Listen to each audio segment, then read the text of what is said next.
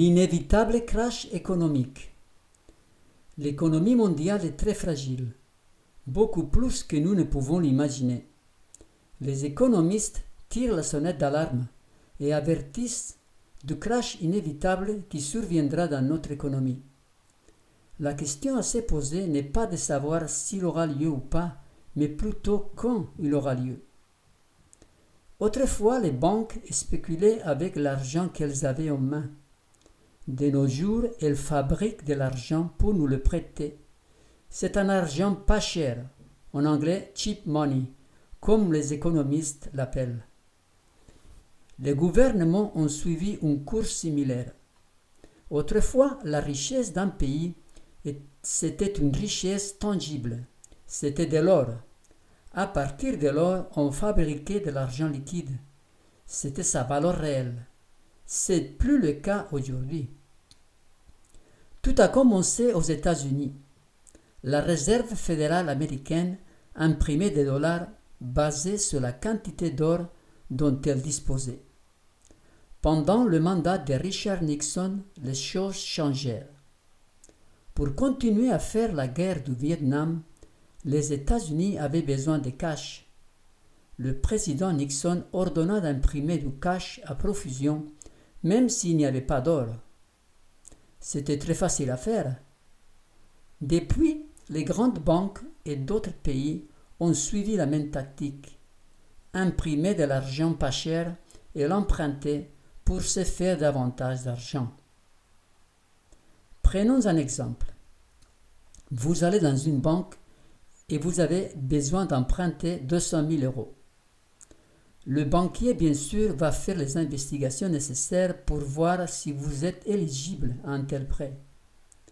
Dans l'affirmative, il vous prêtera les 200 000 euros. Mais il ne les a pas dans son tiroir. C'est un chiffre imaginaire. Il vous ouvre un compte, vous donne une carte bancaire et voilà, vous êtes tranquille. Vous rentrez chez vous avec les 200 000 euros. Mais ce que vous ne savez pas, c'est que ce sont des euros imaginaires. La banque ne les a pas en son pouvoir. Elle les aura quand vous lui aurez payé les 200 000 euros plus les intérêts. C'est ainsi que des dettes colossales se sont créées. C'est tout de l'argent pas cher, imaginaire. C'est un grand château de cartes qui, un jour ou l'autre, va s'effondrer. La Banque centrale européenne et la Banque de Chine font aussi bien que la Réserve fédérale américaine. Elles sont en train d'inonder le monde d'argent pas cher pour financer toutes sortes de projets. Les économistes disent que cette situation ne pourra durer indéfiniment. La bulle va exploser et fera beaucoup de ravages. Savez-vous que la Bible prédit un crash financier mondial? Nous pouvons le lire dans le livre de l'Apocalypse. Dans le chapitre 18, il nous est dit « Et les marchands de la terre pleurent et sont dans le deuil à cause d'elle, parce que personne n'achète plus leur cargaison d'or, d'argent, de pierres précieuses, de perles, de fin lin, de pourpre, de soie, d'écarlate, de toute espèce de bois de senteur, de toute espèce d'objets d'ivoire, de toute espèce d'objets en bois très précieux, en airain, en fer et en marbre, de cinnamon, d'aromates, de parfums, de myrrhe, d'encens, de vin, d'huile, de fine farine, de blé, de bœuf, de brebis, de chevaux, de chars, de corps et d'âmes d'hommes. Les fruits que désirait ton âme sont allés loin de toi, et toutes les choses délicates et magnifiques sont perdues pour toi, et tu ne les retrouveras plus. Les marchands de ces choses qui se sont enrichis par elles se tiendront éloignés, dans la crainte de son tourment. Ils pleureront et seront dans le deuil, et diront « Malheur, malheur, la grande ville qui était vêtue de fin lin, de pourpre et d'écarlate, et parée d'or, de pierres précieuses et de perles. En une seule heure, tant de richesses ont été détruites. Et tous les pilotes, tous ceux qui naviguent vers ces lieux, les marins et tous ceux qui exploitent la mer, s'étaient éloignés. et il s'écriait en voyant la fumée de son embrassement. Quelle ville était semblable à la grande ville! Et ils jetaient de la poussière sur leurs têtes. Ils pleuraient et ils étaient dans le deuil. Ils criaient et disaient: Malheur, malheur, la grande ville, où se sont enrichis par son opulence tous ceux qui ont des navires sur la mer. En une seule heure, elle a été détruite. Les marchands de la terre sont en partie les banquiers. Savez-vous qui est à la tête de toutes ces grandes institutions financières mondiales? Ce sont les jésuites. Ils ont un agenda, la création d'un nouvel ordre mondial qui sera dirigé par la papauté. Car l'amour de l'argent est la racine de tous les maux, et quelques-uns, en étant possédés, se sont égarés loin de la foi et se sont jetés eux-mêmes dans bien des tourments. Rien d'autre n'égare autant les hommes que l'argent. Il est la source de la plupart des conflits, des querelles et de beaucoup de malheurs qui inondent notre terre. Le grand crash financier sera précédé par la ruine morale de notre société. Observons ce qui se passe à ce niveau dans notre monde. Jamais auparavant, le niveau de la moralité avait été aussi bas. Les perversions, les désirs charnels et sensuels dirigent le monde. Le mariage pour tous, la procréation pour tous, l'euthanasie, l'interruption volontaire des grossesses, la procréation médicalement assistée, la gestation pour autrui, le suicide assisté, l'avortement, les manipulations génétiques, aussi bien dans le règne végétal qu'animal et bientôt humain.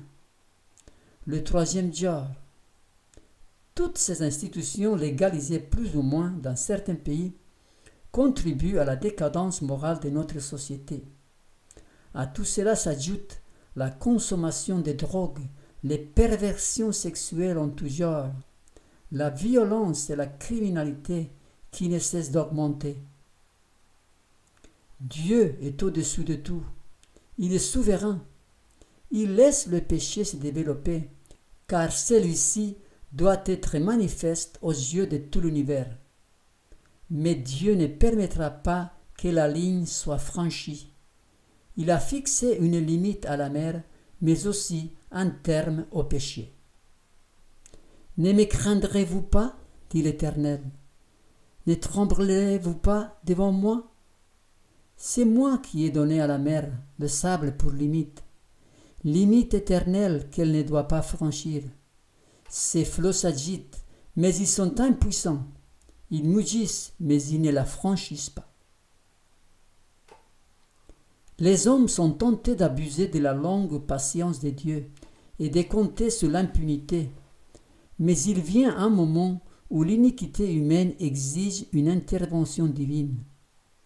Ce qui arrive alors est terrible. L'Éternel est lent à la colère, il est grand par sa force, il ne laisse pas impuni. Dieu fait preuve d'une longanimité étonnante. Il met un frein à sa colère, mais la punition est néanmoins certaine. Chaque siècle de débauche a accumulé un trésor de colère pour le jour de la colère. Quand l'iniquité aura atteint son comble, Dieu fera son œuvre étrange. On verra alors combien c'est une chose terrible que d'avoir épuisé la patience divine. Il nous est dit que sa colère fondra un mélange de miséricorde avec furie, et la terre sera dévastée.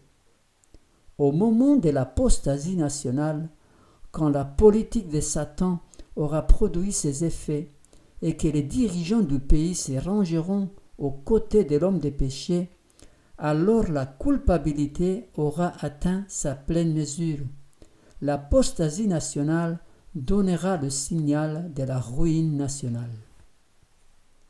Le déluge du temps de Noé, les 10 plaies de l'Égypte au temps de Moïse, la destruction de Sodome et de Gomorrhe, le châtiment d'Ananias et Saphira sont des exemples qui illustrent ce point. Dieu ne permet pas que la ligne soit franchie pour le bien de ses créatures. Il nous a donné le libre arbitre, mais il doit veiller à tout son univers en même temps. Dieu est amour. Quand il détruit, c'est un acte d'amour aussi, bien que parfois nous ayons du mal à le comprendre. Pour comprendre l'amour de Dieu, nous devons étudier sa parole. Certaines doctrines développées au cours des siècles jusqu'à nos jours dans la chrétienté ne viennent pas de Dieu, mais du diable. Celui-ci veut discréditer Dieu et son caractère devant l'univers. Et pour cela, il utilise la ruse, le mensonge, la force, tout ce qui peut contribuer à l'avancement de son agenda. Le catholicisme est le chef-d'œuvre de Satan pour détourner les hommes de Dieu. Pendant des siècles, il a dominé le monde, les consciences des hommes et des femmes. Il a torturé ceux qui s'opposaient à sa doctrine. Il a fait fléchir les genoux des rois les plus puissants. Il a rempli le monde des mensonges et des calomnies concernant Dieu et son caractère. Il a érigé un système religieux qui, tout en prétendant servir Dieu, détourne les hommes du chemin du ciel, proposant une contrefaçon. Des millions de personnes sont athées dans nos sociétés occidentales à cause du catholicisme et l'exemple qu'il a laissé dans l'histoire. Les jésuites, à l'intérieur de l'Église catholique, prêtent un serment d'allégeance lors de leur cérémonie d'initiation. Ils disent « Je déclare et je promets que, lorsque l'opportunité se présentera, je mènerai une guerre incessante, secrète ou ouverte, contre tous les hérétiques, protestants ou maçons, comme on me l'ordonnera, pour les extirper de la face de la terre, que je ne tiendrai compte ni de l'âge, ni du sexe, ni de la condition sociale, que, si je ne peux pas le faire ouvertement, j'utiliserai en secret la coupe empoisonnée. Quel que soit le rang, la position, la dignité ou l'autorité des personnes, leurs conditions de vie publique ou privée, et comme pourront me le demander à tout moment les agents du pape ou le supérieur de la fraternité du Saint-Père de la Société de Jésus. Ce sont des paroles inspirées par celui qui est meurtrier dès le commencement, le père du mensonge, celui qui dirige notre monde vers sa destruction finale. Le crash financier mondial est inévitable, ce n'est qu'une question de temps. Lorsque les églises protestantes s'uniront avec le pouvoir séculier pour soutenir une fausse religion, alors que leurs ancêtres ont subi les plus terribles persécutions pour s'y opposer, le sabbat papal sera alors imposé par les pouvoirs autoritaires combinés de l'Église et de l'État. Alors se produira une apostasie nationale qui aboutira à une ruine nationale. Le crash financier mondial suivra la loi du dimanche. De la même manière que les 10 plaies ruinèrent l'Égypte au temps de Moïse, ainsi les 10 coupes mentionnées dans Apocalypse 16 ruineront l'Égypte moderne, c'est-à-dire le monde entier. Pharaon voulut s'opposer au Dieu du ciel et il dut payer très cher avec sa propre vie. À la fin, quand les gouvernements feront des lois contre le peuple de Dieu pour l'empêcher de garder le sabbat biblique, Dieu interviendra de nouveau comme il le fit au temps de Pharaon. L'histoire se répétera. La fausse religion sera exaltée. Le premier jour de la semaine, qui n'est qu'un jour ouvrable ordinaire, ne possédant aucune sorte de sainteté, sera installé de même que le fut l'image de Babylone. Toutes les nations et toutes les langues et tous les peuples seront contraints d'adorer pendant ce jour du sabbat erroné. Le décret qui exigera le culte de ce jour s'étendra au monde entier. L'agenda du nouvel ordre mondial se poursuit. L'Église catholique sera hissée à sa tête et, comme le pharaon du temps de Moïse, voudra s'opposer au peuple de Dieu. Alors celui-ci interviendra. Quand les hommes diront paix et sûreté, alors une ruine soudaine les surprendra, comme les douleurs de l'enfantement surprennent la femme enceinte, et ils n'échapperont point. Le grand crash financier se produira. Ensuite, les 10 coupes de la colère divine seront déversées sur le monde, qui deviendra un champ de ruines et de désolation. De quel côté serons-nous quand ces choses arriveront? Avec ceux qui gardent le commandement de Dieu et ont le témoignage de Jésus, ou bien avec ceux qui recevront les 10 dernières plaies? Nous avons tous encore le choix aujourd'hui. Et si vous ne trouvez pas bon de servir l'Éternel, choisissez aujourd'hui qui vous voulez servir. Moi et ma maison, nous servirons l'Éternel. Résumons. Le crash financier mondial est inévitable. Il sera précédé d'une apostasie dans l'Église chrétienne. Le dimanche de la papauté sera rendu obligatoire. La Babylone moderne, composée de toutes les religions qui prêchent de fausses doctrines, dirige le monde vers sa perte. Dieu appelle ses enfants à sortir du milieu d'elle et à s'unir à son peuple, ceux qui gardent le commandement de Dieu et ont le témoignage de Jésus.